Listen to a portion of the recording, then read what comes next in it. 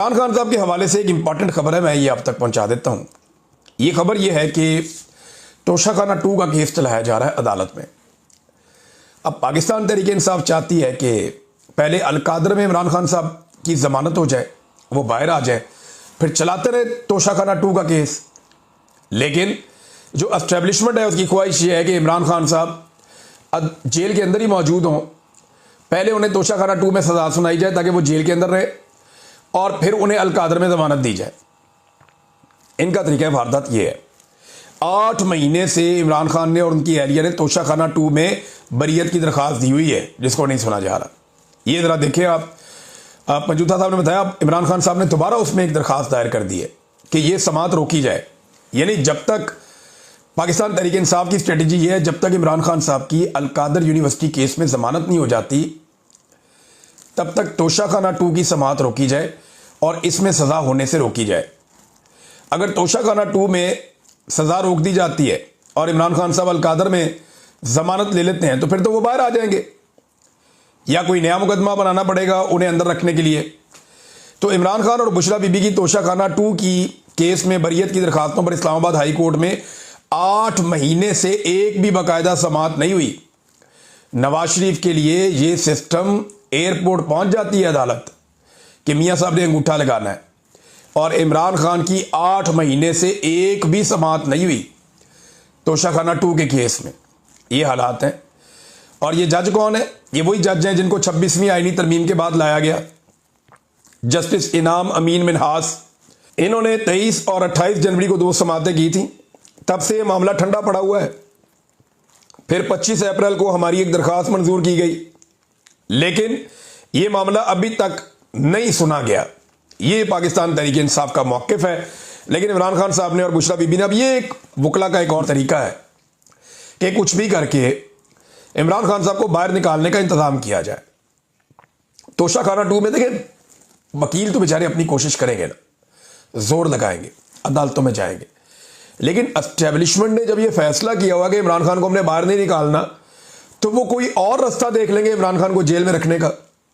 यानी वो 9 मई के अंदर कोई और एक चीज करके गिरफ्तारी डाल देंगे, कोई खुफिया कहीं से मुकदमा उठाएंगे जी इसमें इमरान खान मुलविस था, गिरफ्तारी डाल देंगे। कोई एक चीज कहीं से भी उठा के वो इमरान खान साहब को फिक्स करेंगे। क्योंकि पाकिस्तान की मिलिट्री एस्टेब्लिशमेंट या खास तौर पर हाफिज सैयद आसिम मुनीर साहब जो इस वक्त फील्ड मार्शल भी हैं, उन्हें अपनी एक्सटेंशन तक इमरान खान साहब को जेल में रखना पड़ेगा। क्योंकि इमरान खान साहब कॉम्प्रोमाइज करेंगे नहीं, वो बाहर आगे इसकी मुखालफत करेंगे। और आसिम मुनीर साहब जो है वो अभी कंटिन्यू करना चाहते हैं इस नौकरी पे। वैसे कोई भी आर्मी चीफ आता है वो कभी रिटायर होना ही नहीं चाहता, वो चाहता है कि वो इसी सीट के ऊपर रहे और मरते दम तक यहीं पे रहे। मुशर्रफ भी कहता था कि वर्दी मेरी खाल है, लेकिन वर्दी तो उतारनी पड़ी फिर। तो वर्दी तो एक दिन उतर जाती है, मुशर्रफ की भी उतर गई थी, बाकियों की भी उतर गई थी, तो वर्दी तो उतर ही जाती है, ये हमेशा रहती नहीं है। ईमान मजारी साहिबा ने इनका जो मामला है उस पर एक स्टेटमेंट दिया है, लेकिन उससे पहले जो जज साहब ने स्टेटमेंट दिया ये जरा आप देखेंगे, मुजम्मत आ रही है हर तरफ से। एक तो लाहौर हाईकोर्ट बार ने जस्टिस डोगर को नौकरी से फारिग करने का मुतालबा कर दिया। उन्होंने एक मुजम्मती बयान जारी किया कि ईमान मजारी अपने क्लाइंट की नुमाइंदगी के लिए अदालत गई थी, ना कि चीफ जस्टिस का दीदार करने। चीफ जस्टिस का आमराना रवैया जजेस कोड ऑफ कंडक्ट का सरियन खिलाफ वर्जी है और ऐसे जजेस को अदालती कार्रवाई से दूर रखना चाहिए। लिहाजा सुप्रीम जुडिशल काउंसिल नोटिस ले और जस्टिस डोगर को ओहदे से फारिग करे। वैसे इनके खिलाफ सुप्रीम जुडिशल काउंसिल में केस या रेफरेंस बना के भेजना चाहिए।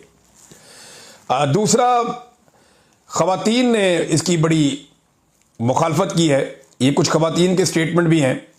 41 खवातीन वकला ने इस्लामाबाद हाई कोर्ट के हवाले से एक दस्तखत करके एक मुजम्मती बयान जारी किया है। खवातीन वकला की चीफ जस्टिस की जानिब से एडवोकेट ईमान मजारी के मुतालिक गुज़िश्ता रोज़ के रिमार्क्स की मजम्मत की है। ख़त में कहा कि खवातीन वकला की हैसियत से चीफ जस्टिस सरफराज डोगर ने ईमान मजारी मुतालिक रिमार्क्स की मजम्मत हम करती हैं। रिपोर्ट के मुताबिक चीफ जस्टिस ने ईमान मजारी को तौहीन अदालत कार्रवाई की धमकी दी। चीफ जस्टिस ने ईमान मजारी के शौहर को कहा कि इसे समझाएं। चीफ जस्टिस के रिमार्क्स जिनसी तफरीक, धमकी आमेज और एक जज की तरफ से नामुनासिब रवैया पर मबनी है। तो ये उन्होंने ख़वातीन ने भी इसकी मुखालफत की है। अब चीफ जस्टिस ने उसके बाद सफाई पेश की। वो ये कहते हैं कि तौहीन अदालत की कार्रवाई हुई तो बच्ची का कैरियर ख़राब हो जाएगा। उन्होंने वजाहत की कि ईमान मज़ारी मेरी बेटियों की तरह है, मैं कल उसे समझा रहा था, मैंने कहा कि आप मेरे फैसलों से इख्तलाफ कर सकती हैं, ज़ात पर ना करें। मैंने तो नहीं कहा कि मैं पकड़ लूँगा, इस बात को कल से फैलाया जा रहा है। हादी साहब खड़े थे, मैंने कहा कि इन्हें पकड़ कर ले जाओ वरना मैं तौहीन अदालत की कार्रवाई कर दूंगा। अब ये जज साहब जो है ना मुकर गए अपनी बात से। हादी साहब ने दोबारा दोहराया कि नहीं जज साहब, आपने ये नहीं कहा था, आपने कहा था कि मैंने इसे पकड़ लिया ना, तो वैसे मैं आपको एक बात बताऊं, पकड़ना तो जब भी है वो अल्लाह रब्बुल इज़्ज़त ने पकड़ना है, उसकी पकड़ बड़ी सख्त है, वो पेशानी के बालों से और पैरों से पकड़ लेता है, इंसान हिल भी नहीं सकता। अल्लाह ताला कुरान पाक में कहता है बार बार कि उसकी पकड़ बड़ी सख्त है मेरे अल्लाह की। तो पकड़ने का इख्तियार तो सिर्फ अल्लाह के पास है। आप कहां से खुदा बन रहे हैं कि मैंने पकड़ लिया ना। और अगर किसी दिन आपको अल्लाह के हुक्म से अवाम ने पकड़ लिया ना, तो फिर आप देखिएगा क्या होगा। और बहुत सारे ममालिक की मिसालें आपके सामने हैं जो वहां पे ऐसे जजेस के साथ जो एस्टेब्लिशमेंट के या हुकूमतों के इशारों पर नाचते थे उनके साथ हुआ। लिहाजा अपना अपना किबला सबको दुरुस्त रखना चाहिए। ईमान मज़ारी साहिबा का भी इस पर स्टेटमेंट आया। ईमान मज़ारी साहिबा ने कहा कि पहले तो चीफ जस्टिस साहब ने बदतमीजी की, मुझसे मेरी काम की जगह पर मुझे हरास किया गया। लेकिन ना यही बात मैं कर रहा था कल भी कि इनको हरासमेंट का केस करना चाहिए। और खुली अदालत में मुझे धमकी दी गई, अपने किए पर शर्म तो इन्हें आनी नहीं और आज भी सेक्सिस्ट रिमार्क्स पास कर रहे हैं। मैं ना तो उनकी बेटी हूं ना ही बच्ची हूं, मैं एक प्रोफेशनल वकील हूं। तूफाने बदतमीजी करके अब कहते हैं मेरी बात सही कोट नहीं की गई और आज भी वही रवैया है। तो ये ईमान मज़ारी साहिबा ने और उनके शौहर ने खुलकर बताया कि अब चीफ जस्टिस अपने बयान से भाग रहे हैं और झूठ बोल रहे हैं। असल बात वही है जो कल उन्होंने अदालत में कही और मीडिया ने उसको रिपोर्ट किया था। नादरीन, एक और चीज़ जो है मिसिंग पर्सन के हवाले से मोहसिन अख्तर कियानी साहब का एक स्टेटमेंट है, मैं चाहता हूँ ये स्टेटमेंट मैं आपके सामने रखूँ। ये बहुत इंपॉर्टेंट उनका स्टेटमेंट है। जस्टिस मोहसिन अख्तर कियानी साहब ने मिसिंग पर्सन के केस में वफाकी हुकूमत के नुमाइंदे से एक सवाल पूछा, क्योंकि इन्होंने कहा जी हम जो मिसिंग पर्सन है ना उनकी फैमिलीज को 50-50 लाख रुपया दे रहे हैं। तो उन्होंने कहा कि इतने ज़्यादा मिसिंग पर्सन की फैमिली को आप 50-50 लाख रुपए कहाँ से देंगे? क्या IMF से इमदाद लेकर आप ये पैसे देंगे? दूसरा, बड़ी अजीब बात यह है कि जिन्हें रियासत दहशतगर्द समझती है या वो कहते हैं तो दहशतगर्द हैं, ये तो मिसिंग पर्सन है ही नहीं ना, दहशतगर्द कहते हैं। पहले उन्हें गायब कर दिया, उनके घर वालों को 50-50 लाख रुपया देंगे। भाई अगर वो दहशतगर्द हैं तो दहशतगर्दों को 50 लाख रुपया कौन देता है? तो रियासत खुद ये तस्लीम कर रही है कि इन्होंने जिन बंदों को उठाया वो मासूम लोग थे, वो सिर्फ मिलिट्री एस्टेब्लिशमेंट के मफादात के खिलाफ थे, या वो जो अपने हुकूक के लिए आवाज़ उठा रहे थे वो मिलिट्री एस्टेब्लिशमेंट को सूट नहीं कर रही थी। और यही वजह बन गई कि उनको लापता कर दिया गया जबरी तौर पे, जैसे हमें किया गया बहुत सारे लोगों को। और उनमें जो लोग अब वापस नहीं आए बेशुमार हैं, वो उनको 50-50 लाख रुपए देंगे। तो ये एतराफ़ जुर्म है कि हमने ज्यादती की, अब हम पैसे देने के लिए तैयार हैं। तो जज साहब ने नुक्ता उठाया कि वो तो अब दहशतगर्द उन्हें कहते थे। एक और स्टेटमेंट है नाज़रीन हुकूमत का, ये स्टेटमेंट आप देखें, बंदा सर पकड़ के बैठ जाए कि इनका दिमाग काम करता है या नहीं करता। हुकूमत अपने बयान में और ब्रीफिंग में कहती है कि 10,000 स्कूल बंद होने से अरबों रुपए सालाना की बचत होगी। अस्पताल भी बंद कर दो, वासा भी बंद कर दो, बाकी तमाम महकमे भी बंद कर दो।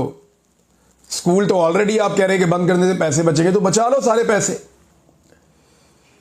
फलाई रियासत क्या होती है? फलाई रियासत पैसे नहीं बचाती, वो इंसानों की तरक्की के ऊपर और उनकी फलाह के ऊपर पैसे खर्च करती है। लेकिन ये कारोबारी लोग हैं ना, ये पैसे बचाने के फार्मूले इस्तेमाल कर रहे हैं। भाई आप ऐवान सदर का बजट कम कर दें, पैसे बचा लें। वजीर आजम के स्विमिंग पूल पे इतना पैसा लगा दिया, वो पैसे आप बचा लेते। जो बैरून मुल्क ट्रेवल आप करते हैं, आप नॉर्मल किस्म के होटलों में ठहरे या जाके सफारत खानों में ठहरें और नॉर्मल जहाज़ों के अंदर पब्लिक के साथ सफ़र करें तो पैसे बच जाएंगे। भाई पैसे बचाने के मैं आपको 1001 तरीके बता सकता हूं। आप लोग जो ब्यूरोक्रेसी को महंगी गाड़ियां देते हैं उनकी बजाय सस्ती गाड़ियां दें, पैसे बच जाएंगे। आप अपने प्रोटोकॉल जो है उनको कम कर लें, पैसे बच जाएंगे। आप एक एटमी ताकत हैं, आप अपना दिफाई बजट कम कर लें, पैसे बच जाएंगे। तो पैसे सिर्फ इन्होंने स्कूलों से बचाने हैं, क्योंकि तालीम जो है ना वो इनके रास्ते की सबसे बड़ी रुकावट है। जो जो शख्स तालीम हासिल कर लेता है वो सवाल उठाना शुरू कर देता है, तालीम से शऊर आता है और शऊर इनके सामने खड़ा हो जाता है। लिहाजा एस्टैब्लिशमेंट को और हुकूमत को तालीम याफ्ता लोग तो बिल्कुल पसंद नहीं हैं जो आगे से सवाल करें और जवाब मांगें, लेकिन सवाल तो होंगे। नाज़रीन, पाकिस्तान तहरीक इंसाफ ने एक करारदाद पेश की है। ये करारदाद मैं आपके सामने रखता हूँ, बड़ी इंटरेस्टिंग है और ये इमरान खान साहब के विजन के मुताबिक है। ये पाकिस्तान तहरीक इंसाफ खैबर पख्तूनख्वा है। इस करारदाद से ना एक दो चीज़ें साबित हो रही हैं, जो एक दो दिन से एक्टिविटीज़ हो रही हैं कि अली अमीन गंडापुर किसी और तरफ है और खैबर पख्तूनख्वा की पाकिस्तान तहरीक इंसाफ किसी और तरफ है। ये दोनों अलग अलग हैं। गंडापुर साहब कहते हैं कोई ऑपरेशन नहीं हो रहा, तहरीक इंसाफ करारदाद पेश करती है कि ऑपरेशन बंद किया जाए। दोनों अलग अलग हैं। गंडापुर कहते हैं कालाबाग डैम पे बात करो और पीटीआई कहती है नहीं जी कालाबाग डैम पे बात ना करो, ये कोई टाइम नहीं है बात करने का इसके ऊपर। गंडापुर कालाबाग डैम की बात करता है, पीटीआई मुख्तलिफ बात करती है, ये अलग अलग है। फिर मादनियात के ऊपर गंडापुर का मौक़िफ़ अलग आता है, खैबर पख्तूनख्वा की पाकिस्तान तहरीक इंसाफ का मौक़िफ़ अलग आता है। तो यहाँ पे ये एक स्टेटमेंट जारी किया पाकिस्तान तहरीक इंसाफ खैबर पख्तूनख्वा ने, और इनमें जो पूरा एक तज़ाद है गंडापुर के पॉलिसीज़ में और पाकिस्तान तहरीक इंसाफ खैबर पख्तूनख्वा में। लेकिन अगर मैं ये आपको कहूँ कि इन दोनों में से कौन करीब है इमरान खान साहब के नज़रिए के और उनकी सोच के, तो गंडापुर साहब इमरान खान साहब के नज़रिए और उनकी सोच से ऐसा लगता है बहुत दूर जा रहे हैं। इमरान खान साहब ड्रोन्स पे एफआईआर की बात करते हैं, कुछ नहीं होता। इमरान खान साहब ऑपरेशन रुकवाने की बात करते हैं, कुछ नहीं होता। अली अमीन गंडापुर को कहते हैं मेरे लिए मुलाकात के लिए आओ, कुछ नहीं होता। वो कहते हैं अफगानिस्तान बात करने जाओ, कहते हैं जी पासपोर्ट ही नहीं है। जो वो कहते हैं जी अडियाला जेल आओ, वो मिर्ज़ा अफरीदी के फॉर्म पे पहुंच जाते हैं सबको लेके, अडियाला जेल का रास्ता उन्हें नहीं मिलता। वो कहते हैं डी चौक चले जाओ, वो 2 दफ़ा जाता है, दोनों दफ़ा डी चौक नहीं जाता। तो गंडापुर की और इमरान खान की सोच में बहुत फ़र्क पड़ता जा रहा है, जबकि पाकिस्तान तहरीक इंसाफ जो आज़ाद लोग हैं वहाँ पे खैबर पख्तूनख्वा के, उनकी सोच इमरान खान साहब की सोच से कुछ मुताबिकत दिखाई देती है उसमें। नाज़रीन, अब तक के लिए इतने, अपना ख्याल रखिएगा और अपने इस चैनल का भी। अल्लाह हाफ़िज़।